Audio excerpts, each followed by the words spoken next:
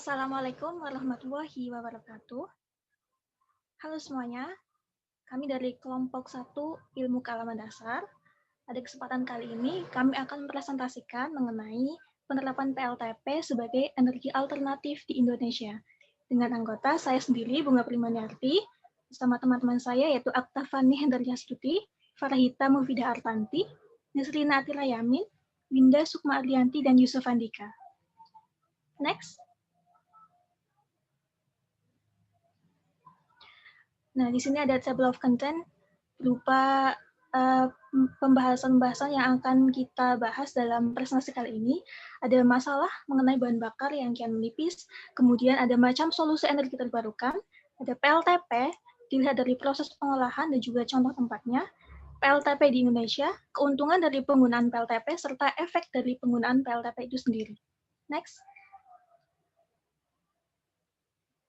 Pertama, kita akan membahas mengenai masalah bahan bakar yang kian menipis. Berbicara mengenai bahan bakar, kita tahu bahwa sebagian besar aktivitas manusia itu mengandalkan bahan bakar fosil seperti minyak bumi, batu bara, dan gas alam. Contohnya saja seperti listrik di rumah, berasal dari pembangkit listrik berbahan bakar batu bara. Kemudian seperti mobil untuk berkendara dihidupi oleh bahan bakar minyak atau BBM. Contoh lain seperti kompor untuk memasak pun bisa menyala karena adanya gas. Nah, ini menjadi bukti bahwa kebanyakan aktivitas manusia itu mengandalkan bahan bakar dari bahan bakar fosil. Bahan bakar fosil itu sendiri merupakan sumber energi yang tak terbarukan atau non-renewable energy, yang jika digunakan secara terus-menerus maka akan habis.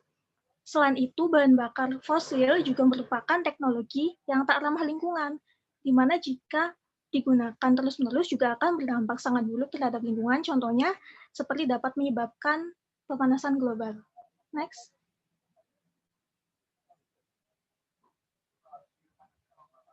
Next. Nah, dilihat dari data di tahun 2018 itu menunjukkan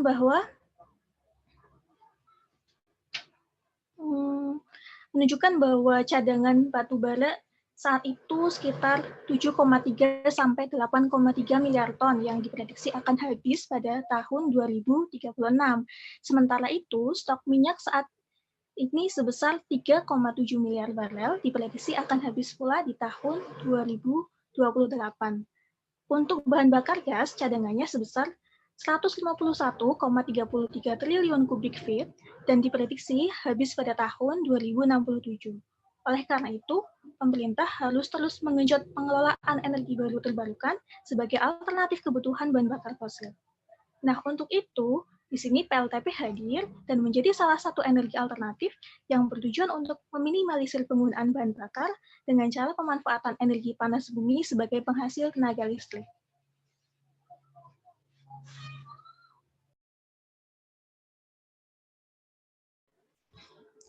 Ya, lalu ada solusi energi terbarukan. Saat ini Indonesia itu membutuhkan pasokan-pasokan energi terbarukan karena kurangnya pasokan energi yang sekarang ini ada untuk memenuhi kebutuhan seluruh rakyat di Indonesia. Selain itu, konsumsi energi per kapita di Indonesia menjadi salah satu faktor penyebab rakyat Indonesia yang masih terjebak dalam situasi kemiskinan. Lalu potensi energi terbarukan di Indonesia itu melimpah, namun belum dipandang serius oleh pemerintah. Tenaga angin, air, dan panas bumi bisa dimanfaatkan sebagai energi alternatif dan keberadaannya pun juga mudah ditemui di seluruh pelosok daerah Indonesia. Next. Nah, salah satu contohnya tadi adalah panas bumi. Indonesia dicap sebagai negara dengan salah satu potensi panas bumi terbesar di dunia. Menurut informasi Greenpeace, potensinya itu mencapai 23,9 gigawatt. Namun kapasitas yang baru bisa dipakai hanya 1.200 megawatt. Ini bisa diartikan bahwa masih banyak sekali energi yang masih bisa diolah namun belum dipandang serius oleh pemerintah.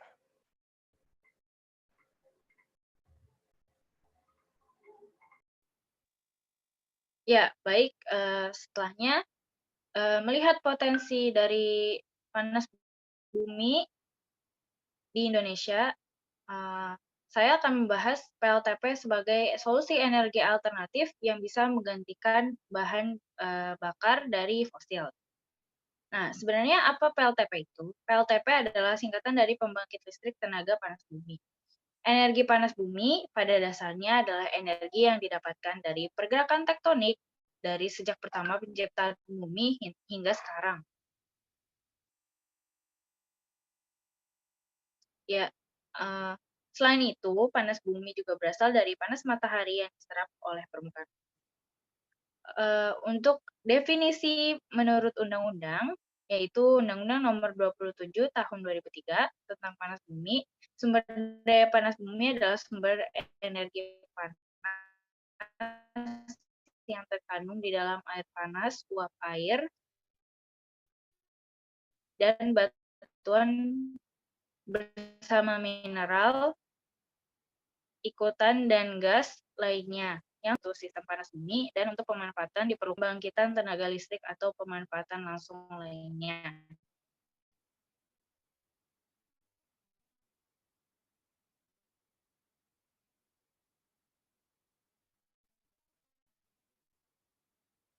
Akan pada era Romawi untuk memanaskan rumah atau tempat pada saat musim dingin.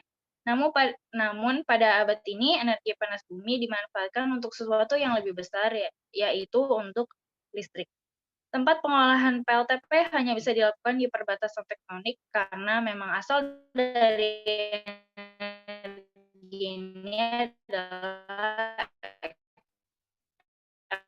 aktivitas tektonik. Contoh perbatasan tektonik yang dijadikan PLTP adalah di Tapanuli Utara, Sumatera Utara, Salton Sea, California, Amerika Serikat.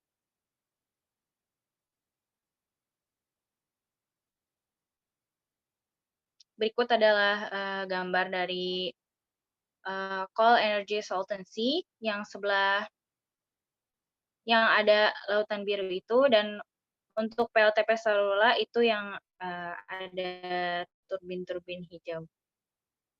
Oke, sekarang lanjut ke komponen PLTP. Jadi di PLTP itu ada banyak sekali komponen. Yang pertama itu production well, lalu well pump, well valves, separator, moisture remove, control stop valve, turbine, generator,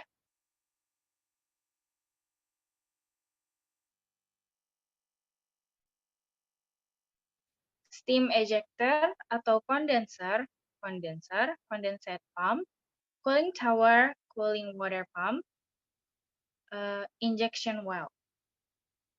Selanjutnya, saya akan menjelaskan tahapan perubahan energi panas bumi menjadi listrik. Ya, jadi yang pertama-tama panas bumi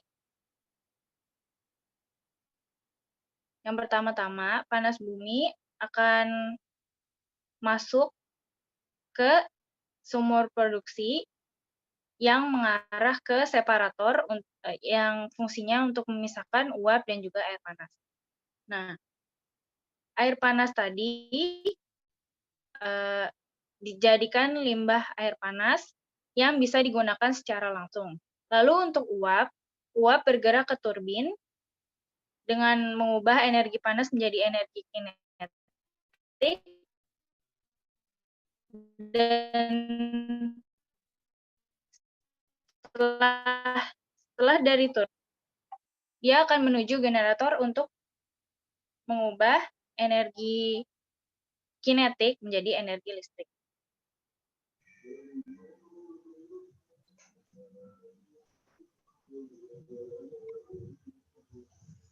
Ya, lalu uap sisa itu akan masuk ke cooling tower yang nanti setelah itu udaranya akan keluar lewat atas ke udara dan air sisanya akan masuk ke sumur injeksi yaitu di dalam tanah dan bisa digunakan untuk kebutuhan sehari-hari.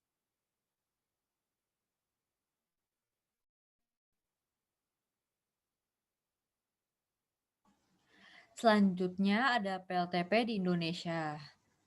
Jadi geotermal itu adalah salah satu sumber energi terbarukan yang dapat berkembang di tanah air.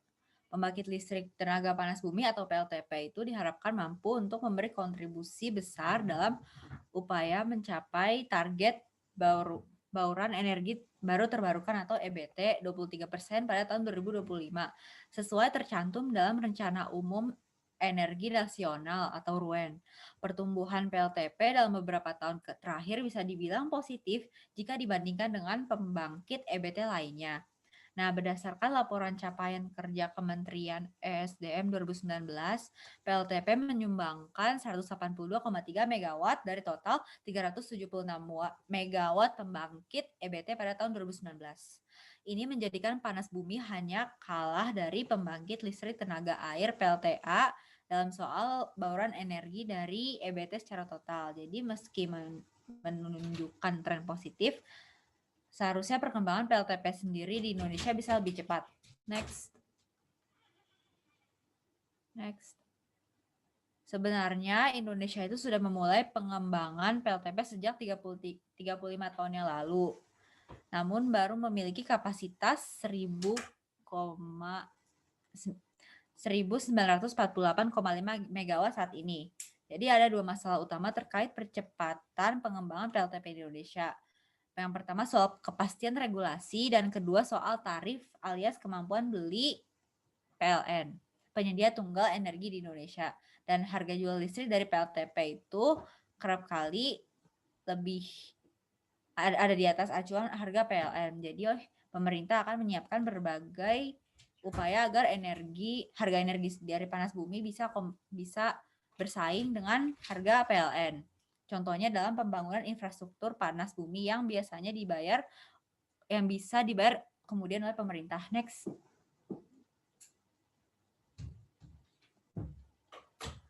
Nah, tadi sudah dijelaskan bahwa PLTP sudah ada sejak sekitar 35 tahun yang lalu. Nah, ini adalah sedikit penjelasan mengenai PLTP pertama di Indonesia. Jadi, PLTP pertama di Indonesia adalah PLTP Kamojang yang berada di kawasan Bandung, Jawa Barat.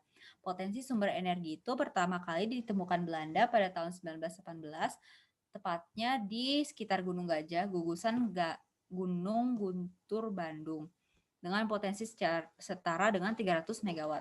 Pengeboran pertama dilakukan pada tahun 1926 dan pada tahun-tahun berikutnya dilakukan kerjasama dengan Selandia Baru untuk eksplorasi. Hingga pada tahun 1982 PLTP Kamojang beroperasi. Nah, selain menjadi sumber listrik, Kamojang juga bisa dimanfaatkan sebagai lokasi wisata bernama Kawah Kamojang. Ada beberapa kawah yang biasa dikunjungi oleh wisatawan. Untuk menuju Kawah Kamojang, pengunjung harus melewati Garut karena akses jalan di Bandung itu lebih curam dibandingkan yang di Garut. Next. Ini ada foto PLTP Kamojang dan ini ada foto Kawah Kamojang. Selain PLTP Kamojang itu ada beberapa PLTP lainnya di Indonesia, yaitu PLTP Geodipa Unit Dieng, PLTP Gunung Salak, dan PLTP Wayang Windu. Next. Ya, selanjutnya ada keuntungan dari penggunaan PLTP itu sendiri. Jadi yang pertama tentu aja kan udah dijelasin tadi kalau misalnya energi panas bumi merupakan energi yang terbarukan, sehingga dalam pemakaian sendiri ini akan lebih lama bertahan dalam jangka waktu yang cukup lama jika dibandingkan dengan penggunaan bahan bakar fosil. Terus juga yang kedua ada hasil emisi CO2 yang hasilnya lebih rendah jika dibandingkan dengan penggunaan energi fosil lainnya. Berdasarkan data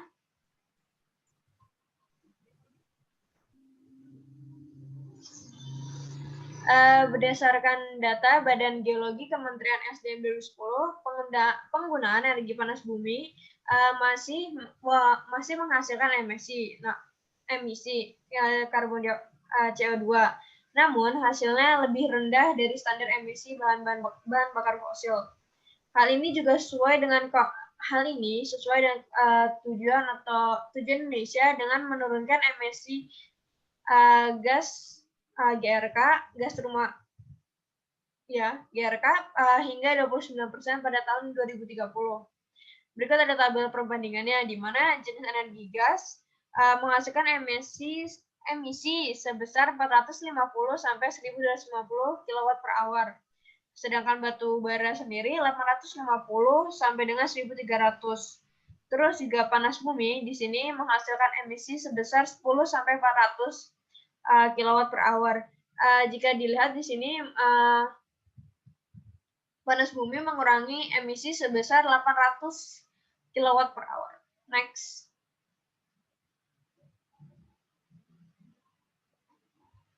Terus ada keuntungan lainnya yaitu selanjutnya pembangunan panas bumi akan meningkatkan kelestarian lingkungan. Menjaga lingkungan di lokasi panas bumi menjadi syarat mutlak untuk mendapatkan keuntungan yang diharapkan. Karena dengan adanya PLTP ini, sebuah kawasan tertentu akan mendapatkan kawasan tertentu akan menjaga kelestarian air di kawasan tersebut, di mana kawasan tersebut pasti akan selalu terjaga karena PLTP sangat membutuhkan air tanah untuk menghasilkan uap panas yang seperti yang sudah dijelaskan tadi. Terus juga pengembangan wilayah yang disertai dengan pengembangan sentra ekonomi, di mana pengembangan wilayah yang berujung pada pengembangan sentra ekonomi wilayah tersebut. Jadi pada wilayah tertentu di mana daerah itu memiliki potensi energi panas bumi yang cukup besar, maka nantinya wilayah atau daerah tersebut akan mendapatkan dana dari pemerintah yang mana nantinya akan membantu pengembangan juga pengembangan energi panas bumi di wilayah tersebut. Jadi nantinya juga wilayah tersebut ekonominya akan terbantu terdongkrak karena adanya bantuan dana tersebut, sehingga juga nantinya PLTP sumber energi panas bumi ini menjadi seperti sentral dalam menyebarluaskan energinya. Lanjut. Next. Selanjutnya, panas bumi dapat menyediakan energi pada tingkat yang konstan, namun tidak tergantung pada cuaca atau keseimbangan musim. Hal ini dikarenakan pembangkit energi panas bumi pada umumnya mampu menyediakan tipe pembangkit baseload, yang mana teknologi pembangkitannya secara umum tidak akan terpengaruhi oleh cuaca dan tidak menunjukkan variasi terhadap musim. Terus juga ada PLTP tidak membutuhkan energi fosil untuk membangkitkan listrik. Jika dibandingkan dengan pembangkit listrik energi terbarukan lainnya seperti yang menggunakan tenaga angin dan tenaga surya, untuk memproduksi dan mengolah energi panas bumi ini sendiri, kita tidak perlu memakai atau membeli energi fosil yang nantinya pastinya akan mengakibatkan kenaikan harga. Jadi ini juga mempermudah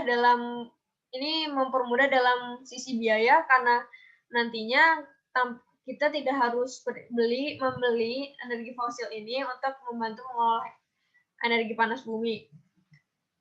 Next.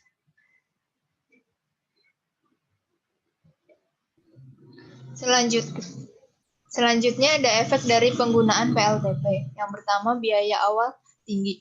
Mengapa biaya awal ini tinggi? Karena seperti yang sudah dijelaskan oleh teman-teman saya, dan kita juga bisa lihat dari gambarnya, kalau PLTP ini itu jangkauannya, dia nggak mungkin digunakan oleh pribadi. Dia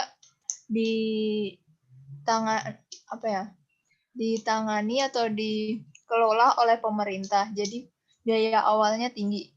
Terutama karena ini kan menggunakan panas bumi. Tentunya ada pengoboran ada biaya untuk pengeboran ke lokasi panas bumi.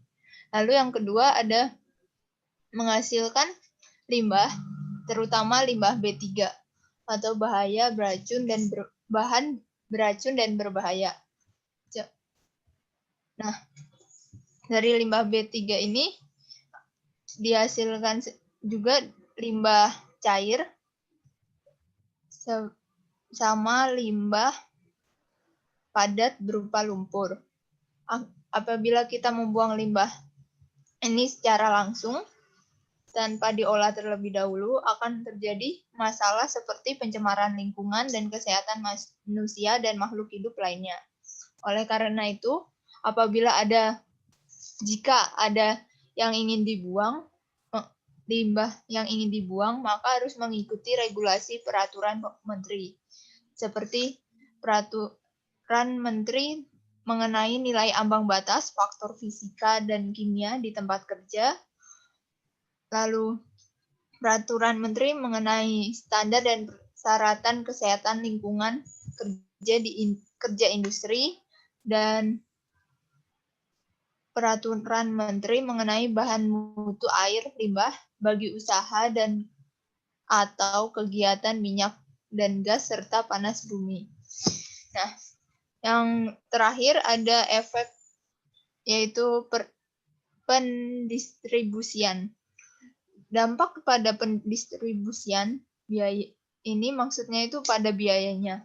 Karena dalam beberapa kondisi, lokasi PLTP itu terletak jauh dari populasi manusia.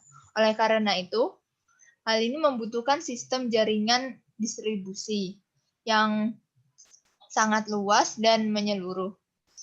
Hal tersebut akan menambah biaya operasional hanya sekedar untuk menyiapkan instalasi sistem eksplorasi panas bumi.